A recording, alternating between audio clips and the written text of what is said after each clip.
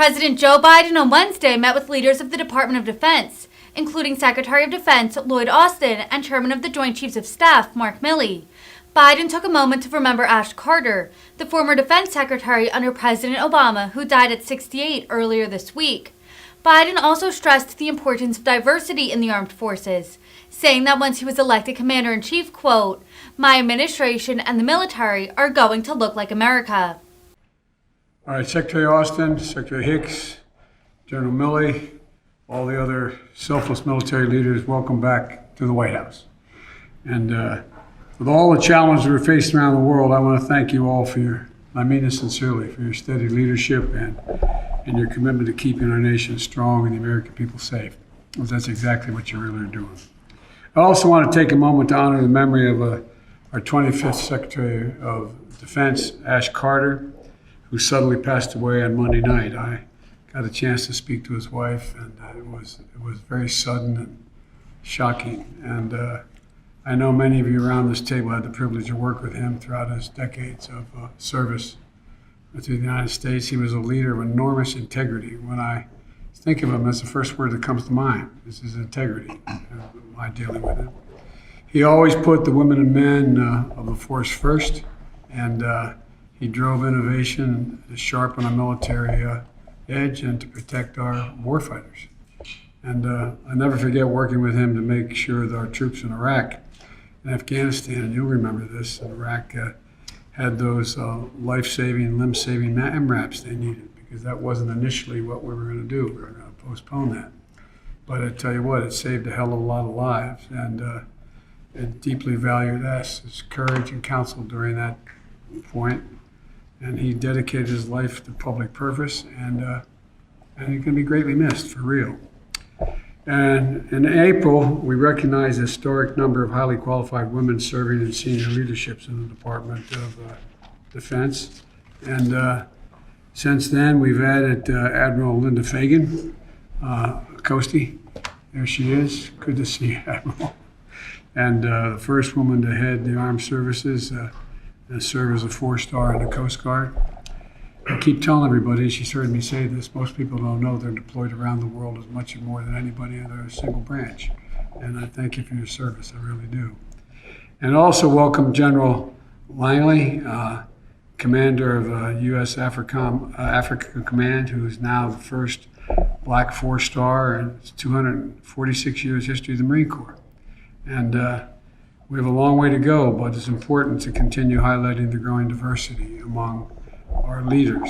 I indicated when I got elected president that my administration and the military is going to look like America. And I meant that sincerely, because I think that it's a part of the strength of America, that everyone knows that everything's possible. And that's exactly what we're doing. As a matter of fact, it's the same way, not just in the uniformed military, but throughout the high command of my office, from the cabinet to major leaders and within the White House.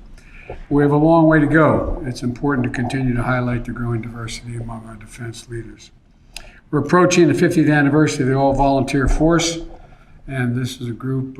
This group is an inspiration to new generations. Show every person within with a heart to serve, and their talents and contributions that will be very much valued. And we're working on that hard. I look forward to hearing your perspectives where we're doing well and where we can do better as we navigate the strategic environment marked by an increasingly complicated world. I think we'd all agree to that. And as we made clear in the National Security Strategy, this is a decisive decade, not because of any one of us, because the world is changing. There's that famous Irish poet who said, "All's changed utterly. A terrible beauty has been born." The world is changing, and it's changing rapidly. And we have to gain control in our own destiny within that change.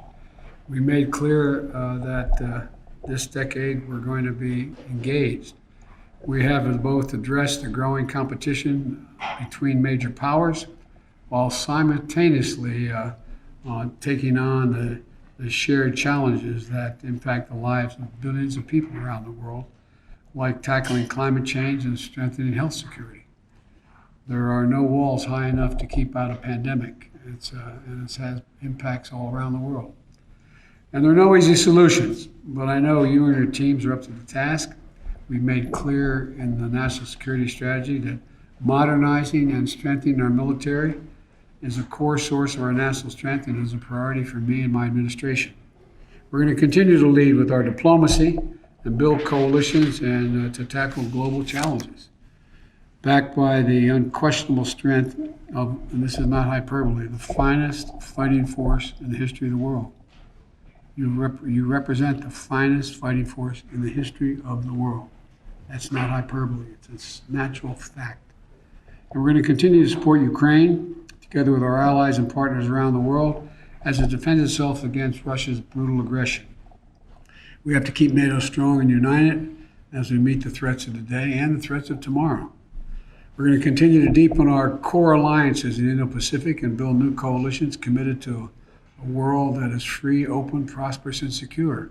We're having some diplomatic success on that and a welcoming presence of all of you in that part of the world. And we also have to be to responsibly manage increasingly intense competition with China. You know, we have to maintain our military advantage by making clear that we do not seek conflict. In my many conversations, and I'm told I've spent more time with Xi Jinping than any other world leader has, 78 hours worth. Just he and I, 10 of those on the telephone, but the rest in person over the last, since I was vice president. And he knows what he's about. We have a responsibility to manage increasingly intense competition with China. And we must maintain, as I said, our military advantage, but we're making it clear that we don't see conflict. I've told them that we're looking for competition. There'll be stiff competition, but it doesn't need to be conflict. But we are going to compete. And as we navigate each of these situations and more, I'm going to continue to rely on you to be professional and candid with me in your advice. And you've all that I've dealt with have been that. Give me candid, honest advice. Being your commander-in-chief is truly the greatest honor of my life. It's an incredible thing that I never thought would happen. But it even impressed my son, Beau Biden, Major Biden. He's passed, but it impressed him. He used to kid me about it. He'd come home and pretend to salute me. At any rate, all kidding aside, as we meet the thousands of patriotic troops that are serving around in harm's way, with families who are anxious about their safety and anxious about their security and anxious about their circumstances. These troops and their families are the backbone of our national security, as you know better than I. And caring for their needs for all those who serve is critical to maintaining the force we need to protect us now, but also our future.